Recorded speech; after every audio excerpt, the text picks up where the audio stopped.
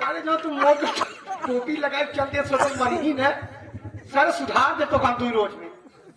हराम खोर साला 7 अक्टूबर से साला लेके उल्टी सीधी बात कर रहा है अभी 10 दिसंबर तक साला उल्टी सीधी बात करेगा अधीर देर बाद निकलता चला कह रहा है नहीं कह रहा है कि कभी कैसी पूछ के बेहोश है इनके घर में दूसरे से पूछ के बेहोश होती ये साला शराब पी के बेहोश हुआ था। ये लो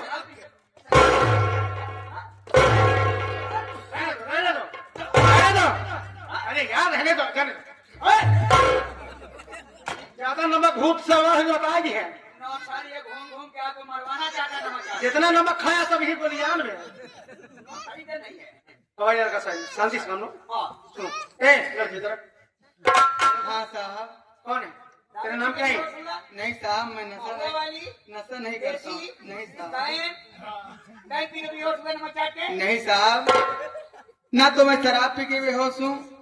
दवा खा के बेहोश हुआ ना तो दवा ही खाया हूँ साहब। बेहोश हुआ नमक चाटे साहब बात ये है अरे यार कोई अपनी मर्जी से नहीं बेहोश होता है किसी के स्वास्थ्य में कोई प्रॉब्लम रहती है दिमागी संतुलन नहीं ठीक रहता है बेहोश हुआ नमक अरे यार तुम चौकी देखते सवाल करते हो साहब। हाँ बताओ साहब कुछ देर पहले हाँ। इसी रास्ते से अपनी भाभी माँ को लिवा के जा रहा था साहब। मेरी भाभी माँ भूख प्यास से तड़प रही थी यहीं पे बैठा करके मैं बस्ती में चला गया खाने के लिए व्यवस्था करने और जब लौट करके आया साहब यहाँ मेरी भाभी माँ मुझे नहीं मिली साहब बल्कि यहाँ खून के छींटे मुझे नजर आए। मेरे समझ में आया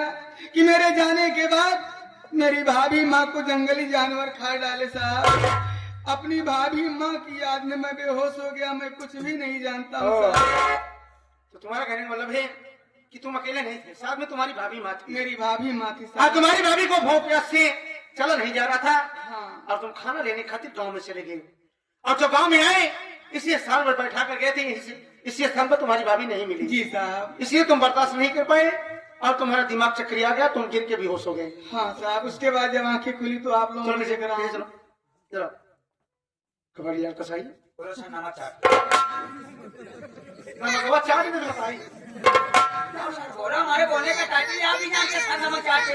कहो तो नमक चाटा कर हमेशा चाटा आधा नमक चाटे आधा सुनो बोलो सर नमक चाटे अरे यार वो सिर्फ इतना बताओ बोलो साहब बोलो शराब नमक चाटे नहीं आएगा सर नमक चाटे चलो ठीक है ये कहीं आ रही है लड़का उसी औरत की बात तो नहीं कर रहा है सर नमक चाटे जिस औरत को हम लोग ने बेहोशी हालत में लेके अस्पताल में एडमिट किया सर नमक चाटे तो क्यों ना इससे मिलवा दिया जाए पहचान सही सोच रहे सर नमक चाटे ठीक है ना ओके सर ए आगे जरा हाँ साहब। इसी जगह पर अभी हम लोग कुछ देर पहले इसी रास्ते से हम लोग गए यहाँ पर एक औरत बेहोशी हालत में मिली थी हम लोग उसे लिवा कर अस्पताल में एडमिट किए हैं उसका इलाज चल रहा है ठीक ठाक है डॉक्टर साहब कहना है कि खतरे से बाहर है कोई दिक्कत है नहीं लेकिन अफसोस की बात यह है कि जो औरत हमें मिली है हाँ साहब। उसके दोनों आँख की रोशनी चली गई है डॉक्टर साहब का कहना है कि इसकी आँख की रोशनी चली गई दुनिया को नहीं देख सकती है